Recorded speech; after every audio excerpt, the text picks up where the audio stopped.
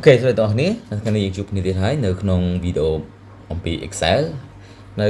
ការវិលមុនខ្ញុំបានបង្ហាញបងប្អូនអំពីរបៀបបង្កើត text checkbox ដើម្បីនឹងស្រង់វត្តមានសិស្សនៅក្នុង Excel ប៉ុន្តែសម្រាប់ checkbox គឺមានបញ្ហាមួយត្រង់ថាយើងអាចប្រើបានតែនៅក្នុង Microsoft 365ទេដែលវា full option យើងអាចប្រើស្រួលប៉ុន្តែនៅក្នុង checkbox version ផ្សេងយើងអាចប្រើបានទេជាក់ស្ដែងខ្ញុំប្រើ Microsoft Plus 2024ប៉ុន្តែវាអត់មាន checkbox នៅក្នុង insert ទេពេលយើងមើលក្នុង insert គឺវាអត់មាន checkbox បើយើងចង់បាន checkbox យើងចូលទៅក្នុង developer ហើយនៅក្នុង insert ប៉ុន្តែ checkbox នេះគឺខុសគ្នាអំពី checkbox របស់ 365ពេលខ្ញុំគូនក្នុងនេះគឺយើងអាចប្រើប្រាស់បានទេយើងត្រូវការគេយើងត្រូវការ link វានៅក្នុង cell ដែលយើងដាក់ហ្នឹងឧទាហរណ៍ខ្ញុំចូលនៅក្នុង link cell ចុចលើហ្នឹងហើយខ្ញុំយក link នេះបាទ link នេះហើយបន្ទាប់មកខ្ញុំត្រូវលុប text បែបហ្នឹងចោលណាទៅយើងអាចប្រើប្រាស់បានបែបនេះមែនទេប៉ុន្តែគឺវាពិបាកតែបើយើងមាន checkbox 1100អញ្ចឹងគឺយើងត្រូវការ link វាម្ដងមួយអញ្ចឹងទៅមែនទេអញ្ចឹងខាងនេះខ្ញុំអត់ចង់បង្រៀនអញ្ចឹងទេគឺខ្ញុំចង់ប្រើវិធីមួយវិញគឺអូខេ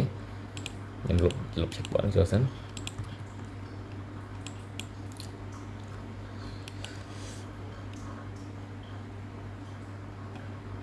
គេលុប delete ចូលrồi អូខេ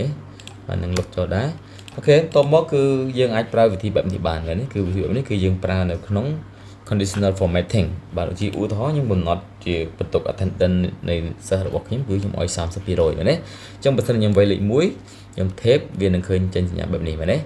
វាយលេខ1បែបនេះអញ្ចឹងយើងកំណត់លេខ1និងលេខ0បើថាខ្ញុំវាយលេខ0អញ្ចឹងគាត់នឹងមានសញ្ញាខ្វែងបែបនេះលេខ1លេខ0បាទវានឹងគណនាឲ្យយើងនៅក្នុងនេះបាទអញ្ចឹងគឺ0ហើយលេខ1ហើយលេខ1បាទអញ្ចឹងយើងទទួលបានបែបនេះអញ្ចឹងដើម្បីធ្វើបែបនេះបានគឺយើងអត់ត្រូវការ version 365នៃ Microsoft Excel ទេ Microsoft Word ឬក៏ក្រុមហ៊ុនរបស់ Microsoft Office 365ទេជាឧទាហរណ៍ខ្ញុំឧទាហរណ៍ដល់នៅក្នុងថ្នាក់ទី2របស់ខ្ញុំគឺធ្វើម៉េចយើងអាចទទួលបានទិន្នន័យបែបដូចជាបែបនេះបានជាដំបូងគឺអ្នកទាំងអស់នេះអាចចូលទៅវាយលេខ1បាទវាយលេខ1សិនមកវាយលេខ1យើងជាឧទាហរណ៍ខ្ញុំវាយលេខ1 1 1 1 1 1 1 1ណាហើយនៅក្នុង attendance គឺទីទុយនេះដែរខ្ញុំប្រើរូបមន្តសាំទាំងអស់នេះបាទសាំចូលគ្នាមកហើយខ្ញុំគុណនឹងប៉ុន្មានគុណនឹង3ដើម្បីរកឲ្យបានតម្លៃ 30% គុណនឹង3អញ្ចឹងយើងឃើញថាបាន30អញ្ចឹងខ្ញុំគ្រាន់តែអូសនឹងទាំងអស់មកអូបែបនេះមកហើយអូសនឹងដែរអញ្ចឹងបានស្រួលនេះអញ្ចឹងនៅក្នុងករណីនេះបើសិនខ្ញុំដាក់លេខ0អញ្ចឹងគាត់បានតែ27លេខណាតែសំណួរសួរថាទៅធ្វើម៉េចទៅឲ្យវាចេញទៅជាសញ្ញាគ្រីសបានអូតូម៉ាទិកបងប្អូនអាច select ទាំងអស់ហ្នឹងមកចូលទៅក្នុង home ចូលទៅក្នុង format conditional formatting ហើយយក new rule នៅក្នុង new rule យើងយកខាងក្រោមគេបន្ទាប់មកយើងចុចកន្លែងសំទោសនៅខាងលើគេមិនខាងក្រោមគេទេខាងលើគេហ្នឹងឯងហើយបងប្អូនអាចយកកន្លែង format style នេះគឺយើងយកទៅជា icon set នៅក្នុង icon set មានច្រើនបើសិនជាចង់យកដូចជារបស់ខ្ញុំគឺអានេះចុចកន្លែងនេះស្វែងរកអ្វីដែលត្រូវការមកបាទខ្ញុំយកកន្លែងនេះបន្ទាប់មកនៅកន្លែង type កន្លែងប្រភេទនេះដូចជា percent ទៅជា number ទាំងពីរហ្នឹងមក number អញ្ចឹងវានឹងសួរថានៅពេលដាក់សញ្ញានេះដាក់សញ្ញានឹងគឺវាត្រូវនៅពេលស្មើណាស្មើនឹង1ពលំ3មក1មែនទេ1ហើយ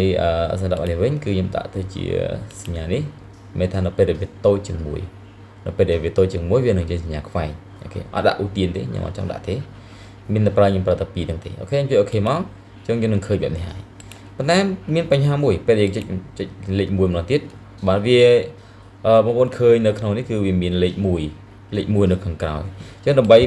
បំបត្តិលេខ1នឹងបានយើងគ្រាន់តែ select cell ទាំងអស់ហ្នឹងមក cell ការងាររបស់យើងផ្ទៃការងាររបស់យើងហើយបងប្អូនចុច control លេខ1ឬក៏ចូលទៅក្នុង number formatting បាទក៏ format cell ហ្នឹងឈរនៅលើ custom ហើយបងប្អូនដូរកន្លែង general ហ្នឹងលុប general ចោល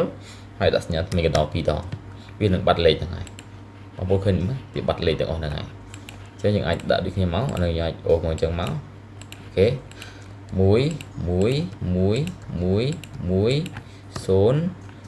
អូខេ1 1 1អូខេ